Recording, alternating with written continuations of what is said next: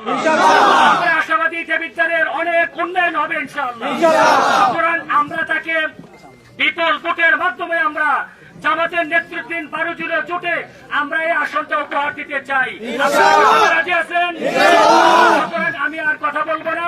আমি যেহেতু আমরা সুবিল ইউনিয়নবাসী, সুবিল ইউনিয়নের আমাদের অনেক প্রয়োজন আছে, এই অনেক প্রয়োজন আছে, এগুলো বলবে।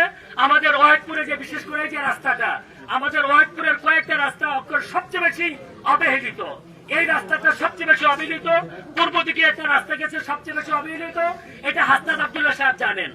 এবং টেন্ডার আছে, টেন্ডার হয়ে রয়েছে, কিন্তু কাজটা চলমান হচ্ছে না।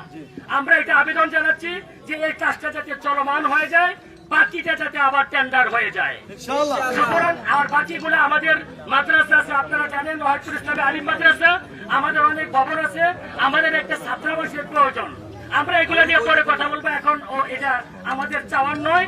আমরা চাই যে ওনাকে 12 ফেব্রুয়ারি জাতীয় সংসদে বিপুল ভোটের মাধ্যমে আমরা তাকে প্রেরণ করতে চাই। ওনার জন্য দোয়া করার জন্য আমি সে আহ্বান জানি। আমার বক্তব্য শেষ করছি। আসসালামু আলাইকুম ওয়া রাহমাতুল্লাহি ওয়া বারাকাতুহু। একটু কথা বলবেন।